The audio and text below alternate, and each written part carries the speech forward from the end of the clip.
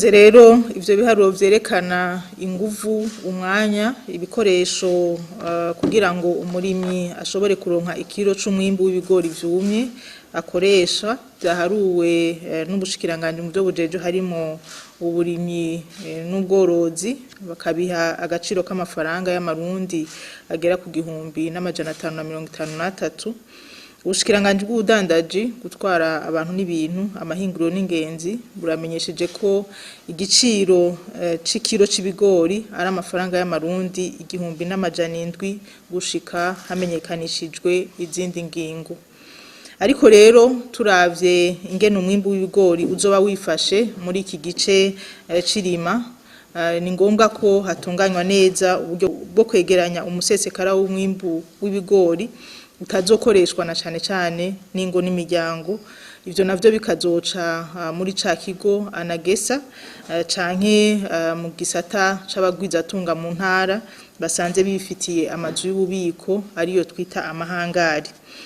Ivyo navyo bikazotwara uburyo bwo gutunganya neza ayo mahangari, kugura neza ibikoresho vyiza bibika ibigori neza ku buryo bitazobora, kubishomba, kubipakira ndetse no kubipakurura n'ibindi. Ivyo navyo bikaba vyaraharuwe mu buryo bw'amafaranga y'amarundi angana na 83 ku kiro c'ibigori.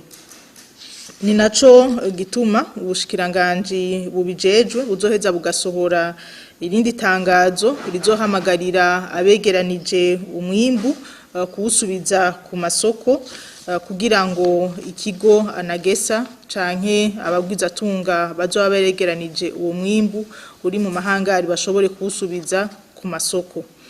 Muri ico gihe hazoshimikirwa cane ku ngo n'imiryango izoza kugura na cane ivyo ifungura kuri ayo mahangari ya anagesa canke amahangari y'abagwizatunga, naco igiciro kikazoba kiri ku mafaranga 1,800 y'amarundi ku kiro c'ibigori. Nayo igiciro kizoba kiri ku masoko muri rusangi kikazoba kitazorenga amafaranga 2,000 vy'amarundi ku kiro c'ibigori. Duhamagara rero abene gihugu eka n'abajeje intwaro muri rusangi gushigikira umugambi wo guha agaciro inguvu n'umwete w'abarimyi mu kumenyekanisha abo bose bazoca kubiri n'izingingo kugira ngo bahanwe hisunze amategeko. Ivyo byose bigakorwa muri ya ntumbero kugira ngo umunwa wose ushobore kuronka ico ufungura, umufuko wose uronke amafaranga, kandi turi kumwe twese birashoboka.